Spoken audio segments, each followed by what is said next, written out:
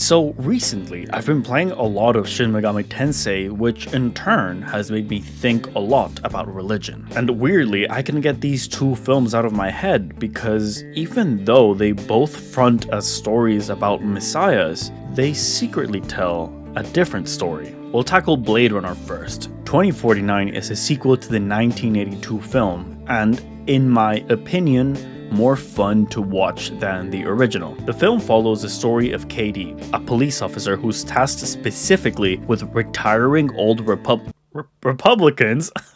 Retiring old replicants. Replicants are androids, essentially, advanced robots that can simulate human thoughts and behavior. The first batch of replicants were made as literal slave labor, and when they went rogue, they were deemed to have a little too much free will. Replicants are nowadays hunted, some of them assimilated into society, mostly going into hiding, but are thought of as outsiders and imposters. The film is really concerned with a new definition of humanity in this futuristic cyberpunk world. In the original film, there is much debate about whether Deckard, the protagonist played by Harrison Ford, is a replicant or not. Here, we are told right away that KD is, and that is crucial information. The happenings are told specifically through the perspective of a replicant, and that is key to understanding the message. We'll get into the weeds with the specific messianic story a bit later, but it all stems from an apparent miracle. See, replicants can't reproduce, either by design or mistake. They can only be produced by humans, not by each other. This all changes when KD is investigating a case and finds the bones of a replicant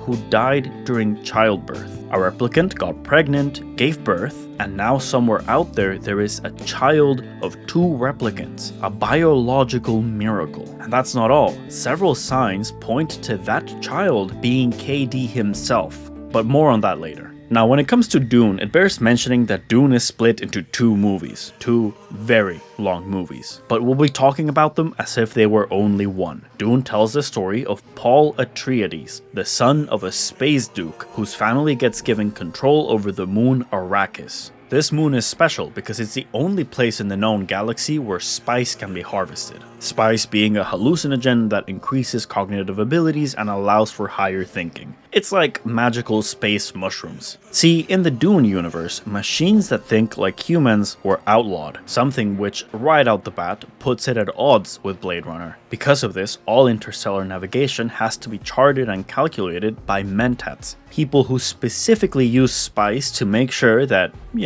the ships don't crash. The entire galaxy relies on spice. So if in Blade Runner, the world runs on the slave labor of replicants, in Dune it runs on the exploitation of a natural resource found only on this tiny little desert moon. Paul and the Atreides and the Harkonnens before them are all colonizers, let's say. People from off-world to come in to oversee spice production and supply it to the entire Imperium. The native population, called the Fremen, live in the desert, and for them, spice is an integral aspect of their lives. It's equal parts practical, mundane, and sacred. For the most part, the Fremen live as a subjugated class. That's partly because all the big houses who profit off the spice are willing to invest into military forces to police the Fremen. But maybe more important than that are the Bene Gesserit. They are this quasi-religious, semi-political, kinda culty order of half-nun, half-witches who are masters at social engineering, at keeping track of bloodlines, legacy, and people. They've been to Arrakis in the past and fostered a religious belief in a messianic figure, the Lisan al-Gaib, someone from the outer world who would come in and free the Fremen. Over time, this prophecy made them easier to control and more receptive to the outside forces. The idea was that if at any moment a Bene Gesserit sister was in trouble in Arrakis, like Jessica is, Paul's mother, she could bank on that prophecy to gain favor from the Fremen. That's exactly what she does. And over the course of the film, we see Paul rise to become that messiah, which in this universe is called the Kwisatz Haderach. I'll start the comparisons by telling you something obvious, something you probably already know. Both films were directed by the same guy. When planning this video, I genuinely forgot about that. Bro, there's something going on here. I see patterns. I'm like the Rain Man, bro. Yes, they were both made by the same person, Denis Villeneuve. Rain Man more like deranged man. I think one of the more interesting similarities in these movies is that the biology of people's bodies is important. Not just for survival, but it also colors how they fit into the world. KD is a cop, right? That means he often puts his body at risk, something people don't really take into account. His boss says this when he gets injured. "You're hurt. I'm not paying for that." And Love, a replicant who works for Wallace, who's like the guy who makes the replicants, throws a bomb right on him, and she reacts like this. "Get up. Do your fucking job." So his body is a tool, right? And not a tool for his own benefit or enjoyment, but one that's supposed to be in service of society at large. Well, curiously, we find that in Dune as well. The Bene Gesserit are this like convent of witches, the school of philosophy and practice of life, right? All of the members are women. They teach them extreme body control, mastery over pain and fear, all that, to the point that they can actually choose the sex of a fetus when they get pregnant. The Bene Gesserit are a covert control entity, and they keep track of bloodlines to produce the ultimate messiah, often without the male parents knowing. Bro, they are on a whole nother level. Anyway, for them, use of their bodies is similarly governed as with KD. They usually don't pick who they get married to, let alone who they get pregnant from. Their bodies are instruments for political control and social engineering. In both of these universes, bodily autonomy and free will do not go hand in hand. In his book Greek Weird Wave, Dimitris Papanikolaou speaks on biopolitics in film. Biopolitics is, by the way, a theory that analyzes how governments and other power structures interact with and infringe upon the human body. He talks about regimes that organize every minute aspect of life, taking it to extremes: eugenics, security states, bioindustry, and bioethics, all of which are present in both films. Both of these messianic stories emerge as a reaction to the biopolitical gaze that invades every aspect of our characters' lives. When the powers that be tell you what your body is and what everything about it means, surely rebellion is inevitable. Okay, now let's start talking about how these movies divert. The fact is, both of these movies claim to be messianic, you know, some sort of radical societal shakeup. It's kind of interesting how both stories can get pretty bloody and violent, but they both stop right before the floodgates of war open. But there is something there to highlight. At the end of Dune, Paul sets off what Jessica calls the Holy War.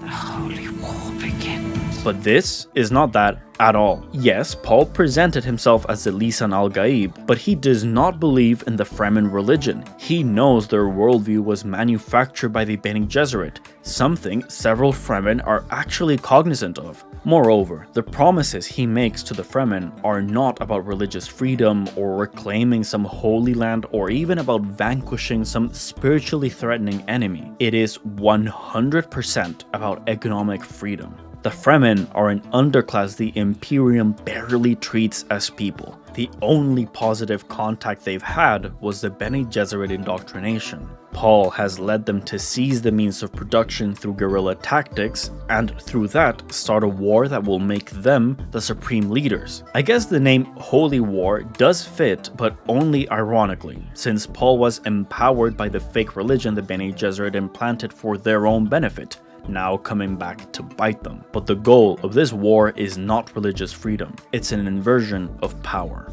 Then you've got Blade Runner, where the Messiah is almost, I don't know, circumstantial. KD and his boss openly comment on the belief that replicants don't have souls. KD is unaware that he can consent or not to different orders, and even worse, he is the only one who doesn't see Joy, his AI VTuber girlfriend, as a literal product. It's dire. So in that context, it seems that a revolution was inevitable. Here, the quote Messiah, who ends up being this lady, is actually just a pretext to vindicate the replicant uprising. The miracle she performed was being born. and that is enough evidence to validate their biological claim to be equal to humans, or superior, according to her. So in this sense, the Messiah story of Blade Runner is more about class awakening, and just like Dune, it disguises the truth, that being a call to power. Bro, this video got so Marxist, bro.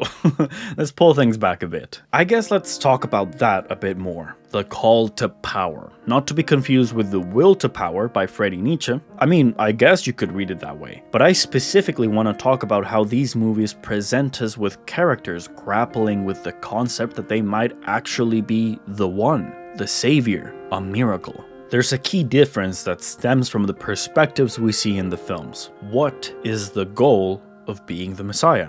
Dune as a story is centered around the idea of control. I mean, as much as it is science fiction superpower fantasy, the Bene Gesserit rely on a technique called the voice, which is essentially a way to speak that compels people to do what you tell them. Have you heard the voice? She really is that girl. Then you have the main political conflict of controlling spice production. The second movie opens on the quote, "Power over spice is power over all." Put it all together and we can see that the main narrative drive of Dune is bending people's will towards your own. At the end of the movie, Paul has taken on the role of the Kwisatz Haderach because he managed to turn everyone to his side. Or almost everyone. So by controlling the wills of the people, you become master of the universe.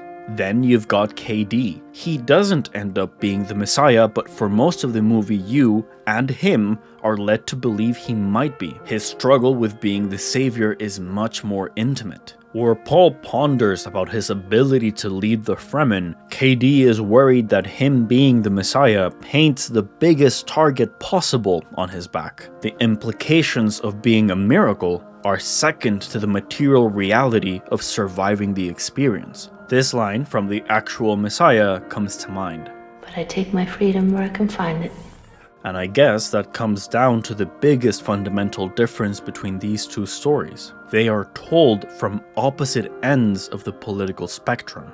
Dune is from the perspective of the ruling class. The Fremen are the others until Paul is assimilated into them. In Blade Runner, KD is already part of the exploited underclass. Much scarier to be the Messiah when society at large believes you are a soulless commodity. In that context, having rights at all would be first a joke and then a threat. Paul is troubled about what it would mean for him to be the Kwisatz Haderach. The draw of power and the pull from ethics all mixed in with the fact that, to some extent, being the Messiah was always his birthright. KD never had a birthright. From the moment he was created to his very last breath, he has always been a scapegoat. Okay, thank you so much for watching. Making these videos about movies is really very fun. So if you've got any ideas about a single movie or 2 movies or 3 movies, they're all very much welcome. Subscribe if you'd like to see that, but for now, thanks again for watching, and I'll see you next time.